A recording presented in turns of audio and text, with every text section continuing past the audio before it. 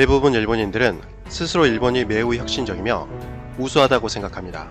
일본이라는 갈라파고스에 갇혀 살기 때문에 우물 안의 개구리처럼 세상을 넓게 보지 못하는 것인데요. 그런데 미국에서 일본을 깜짝 놀라게 하는 소식이 들려왔습니다. 그것은 다름 아닌 블룸버그 세계혁신지수인데요.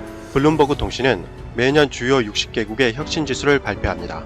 세계혁신지수는 생산성, 연구개발 집중도, 제조업 부가가치, 첨단 기술 집중도, 교육 효율성, 연구 집중도, 특허활동 분야 등 7개 항목의 점수를 매겨 산출합니다.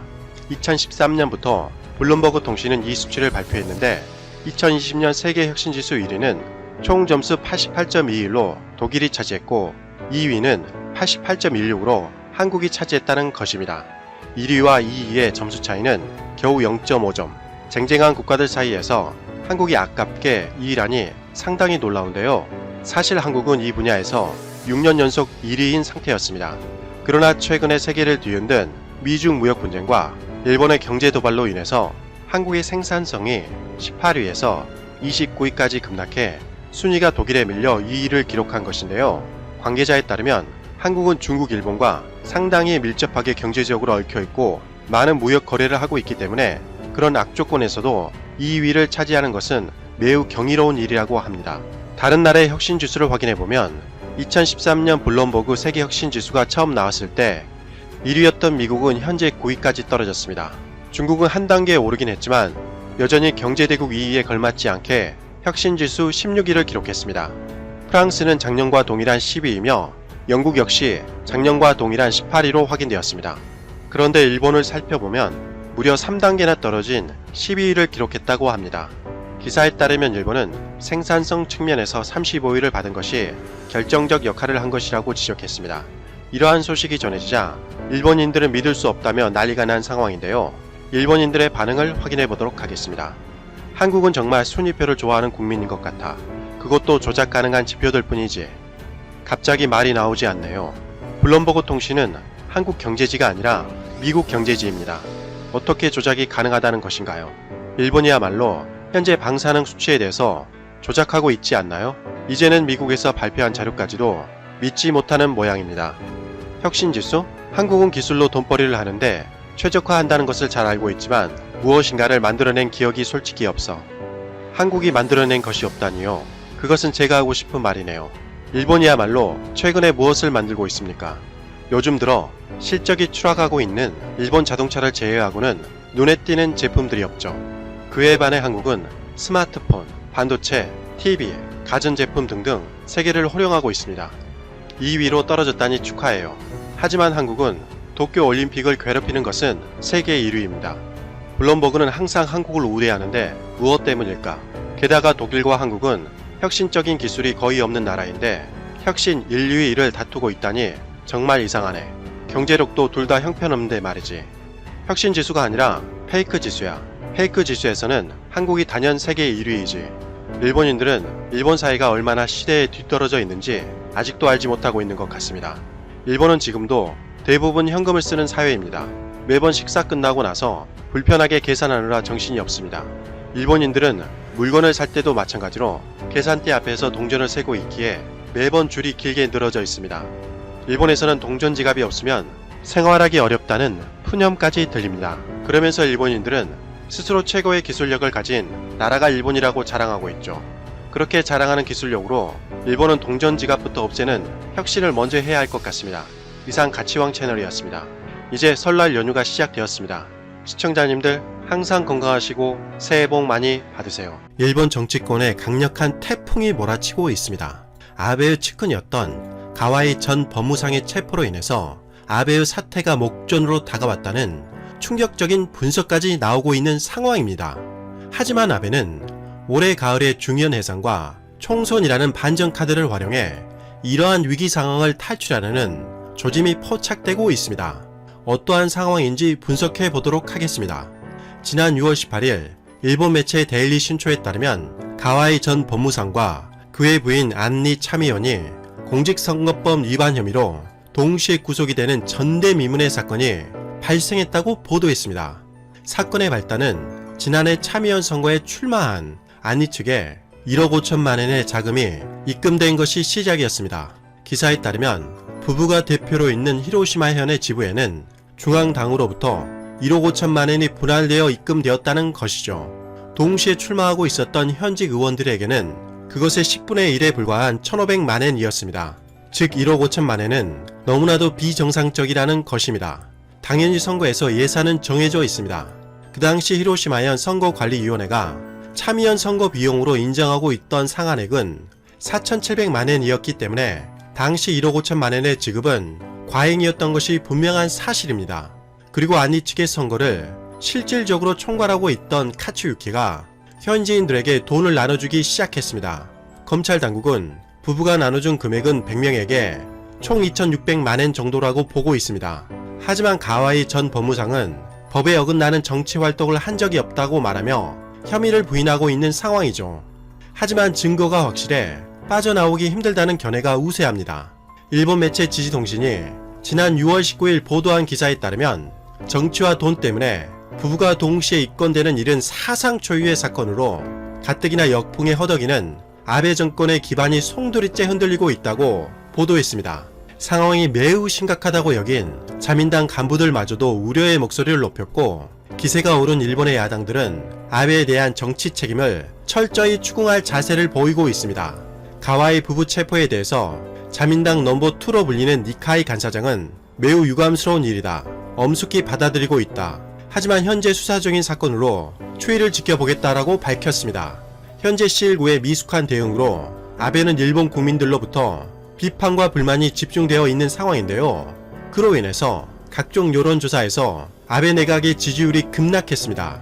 그런데 이번 사건까지 터지면서 한층 더 아베에 대한 지지율은 추락할 것으로 보고 있습니다. 유력한 차기 총리 후보로 거론되고 있는 자민당 이시바 전 간사장은 기자단에게 가와이 전 법무상이 표를 돈으로 주고 산 행위는 민주주의를 부정하는 것과 같다라고 말하며 아베 내각에 매우 큰 영향이 있다고 지적했습니다.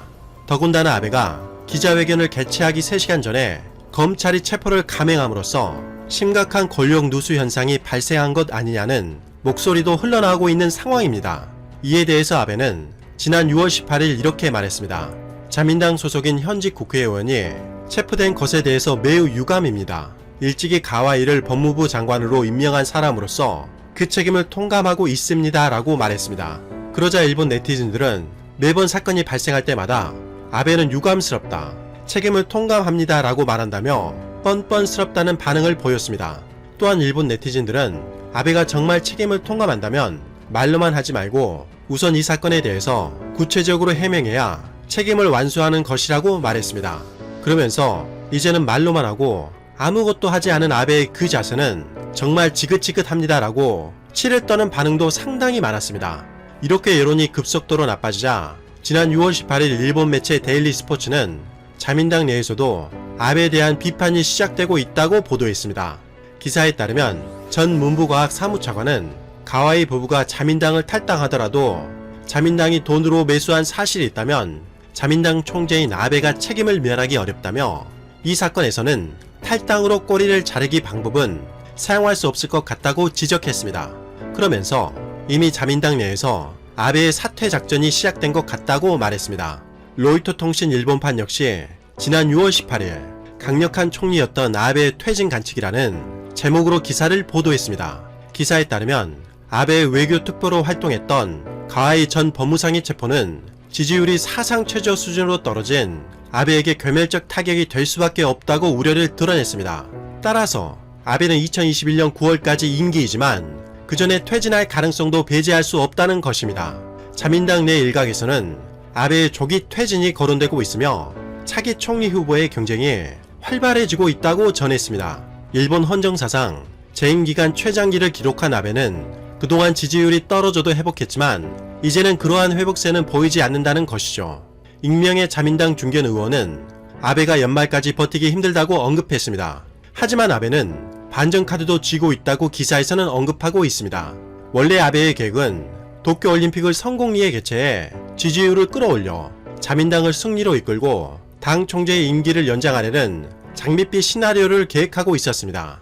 그러나 시일구의 급격한 확산으로 인해 도쿄올림픽이 연기가 되면서 아베의 장밋빛 시나리오는 3월부터 무너지기 시작했습니다. 그런데 아베에게 반전 카드가 있다는 것이죠. 이번 사태를 타개하기 위해서 국회를 해산하고 총선을 개최하는 방식입니다. 자민당 내에서도 그런 방식은 있을 수 없는 일이라고 부정하고 있지만 완전히 배제할 수 없다는 얘기도 흘러나오고 있다고 합니다.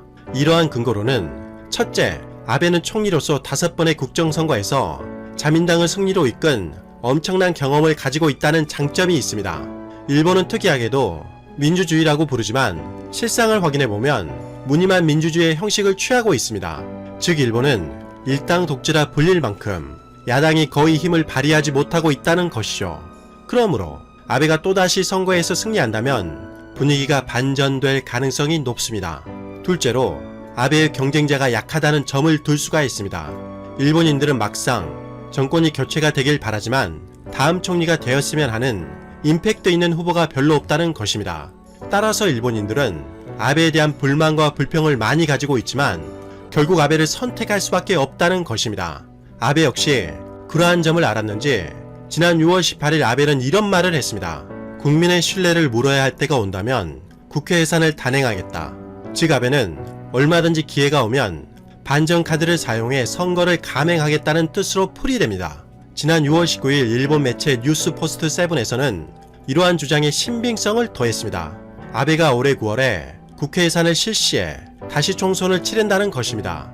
그리고 이미 그러한 조짐이 보이고 있다고 기사에서는 언급했습니다. 긴급 사태 선언이 전면 해제된 뒤인 6월 1일과 10일 두 차례나 아베와 아소다로 부총리 겸 재무상이 총리 관저에서 상당히 이례적인 회담을 가졌다는 것입니다. 6월 1일은 40분 회담이었고 6월 10일은 1시간이 넘는 회담이었습니다.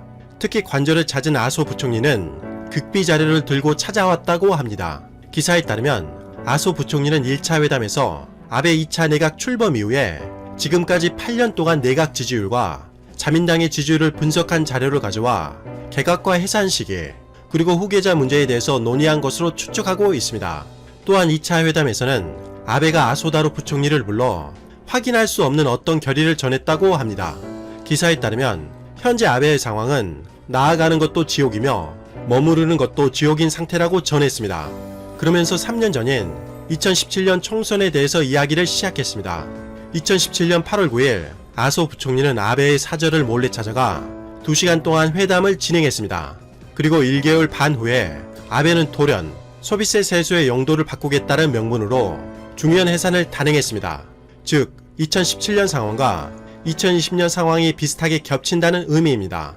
역시 예상대로 아베와 아소 부총리가 회담을 진행한 후에 중요한 해산 바람이 불고 있다고 기사에서는 전하고 있습니다.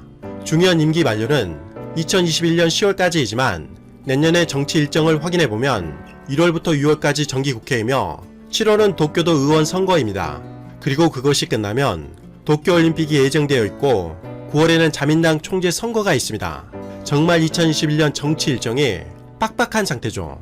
이것을 역산하면 오히려 2020년 가을에 국회 해산과 총선거를 실시할 수밖에 없다는 것입니다.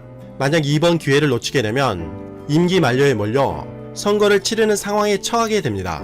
이미 아소다로 부총리가 총리 시절에 임기 만료 시기까지 다다라 국회를 해산해 대패한 쓰라린 경험이 있기 때문에 역풍이 불더라도 빠르게 승부를 걸 가능성이 높다고 전망했습니다. 그렇기에 이번에 아소다로 부총리가 극비리의 아베를 찾아가 회담을 했을 가능성이 높다는 뜻입니다. 현재 아베는 일본에서 지지율이 추락을 거듭하고 있지만 도리어 한국 네티즌들 사이에서는 아베가 영구 집권해야 한다는 목소리까지 들리고 있습니다. 과연 아베의 반전카드가 이번에도 통해 사연임을 할 수 있을지 귀추가 주목되는 순간입니다. 이상 가치왕 채널이었습니다. 지금까지 시청해주셔서 진심으로 고맙습니다. 시청자님들 항상 건강하시고 복 많이 받으세요.